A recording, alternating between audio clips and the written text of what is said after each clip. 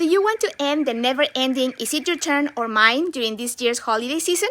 By the end of this episode, you will have a clear path so that all of life's celebrations and holidays go smoothly. Welcome to this week's episode of Positively Inspired Co-Parenting. Today, we're talking about a very important topic because who doesn't like to celebrate?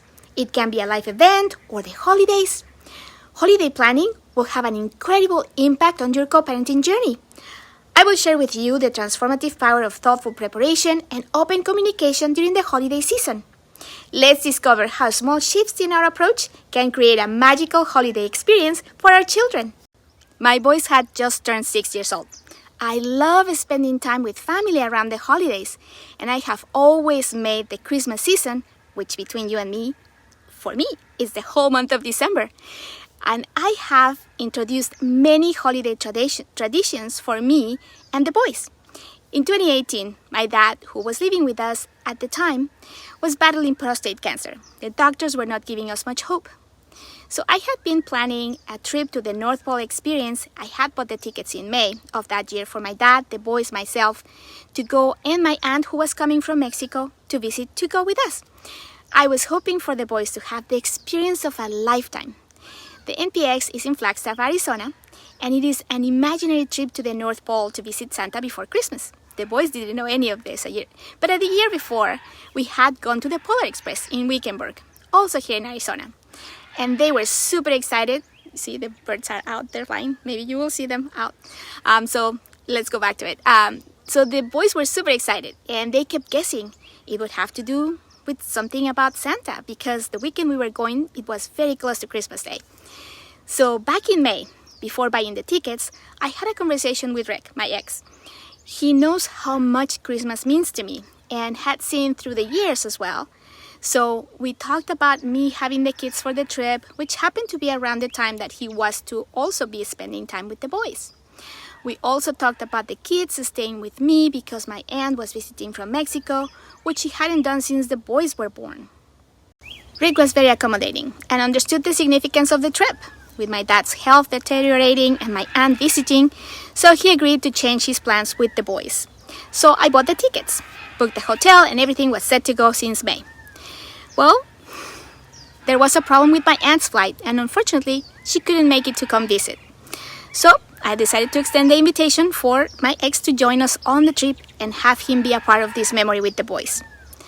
The trip turned out to be amazing. The boys were over the moon because they went to the North Pole to visit Santa. They made toys and even took an awesome picture of all of us together. The boys visited with the elves and Mrs. Claus and saw reindeer. It was a trip for the memory box. They talk about it to this day. Both their parents were with them and they enjoyed the experience, knowing that their parents were able to be a part of this memory together without any negative feelings or situations.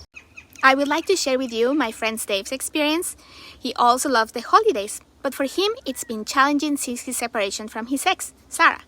Dave and Sarah don't have a co-parenting relationship established yet, so they don't take time to plan their holiday celebrations in advance. When the holidays are near, they find themselves in a last-minute scramble to decide where the children will spend each day. Misunderstandings and conflicting expectations usually lead to heated arguments and stress for everyone involved. Without a clear plan, Dave and Sarah struggle to maintain the traditions they value most. The children usually get caught in the middle, unsure of where they will be and when. Last Christmas, confusion and tension overshadowed their day. Dave tried to create a memorable experience for his children, but the lack of preparation and ongoing conflict made it difficult for anyone to truly enjoy the holiday. As you can see, when there is an absence of early planning and open communication, all parties involved are left feeling frustrated and disconnected. The children in particular feel the impact. No one likes the holidays to be a source of anxiety rather than joy. All it takes is proactive planning and clear communication to create a positive holiday experience for your children.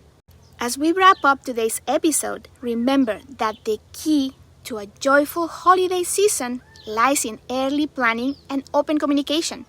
By setting clear expectations, being flexible with traditions, and involving your children in the planning process, you can create a magical and stress-free holiday for everyone. Join me on Monday as we continue exploring more strategies to enhance your co-parenting journey. Reflect on your own holiday plans and think about the steps you can take to ensure a harmonious and joyful celebration for your family. Thank you for listening, and here's to making this upcoming holiday season one of the best yet for your children. I know your time is valuable, and I know there are many choices, so I want to thank you from the bottom of my heart for deciding to spend your time with me. I will continue sharing co-parenting insights and strategies with you so we can all live more fulfilled and mindful lives together.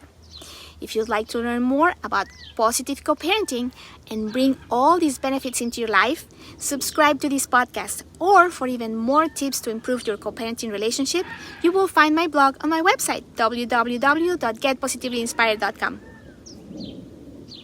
Whether you're just starting out or looking to strengthen your co-parenting practices, remember, the path is continuous and the growth is always possible. May your co-parenting journey be filled with collaborative spirit, mutual respect, and a profound commitment to the well-being of your children, ensuring they thrive in an environment that is loving, stable, and supportive. Stay tuned for the next episode. See you on Monday. Live on purpose, and remember, you are positively inspired.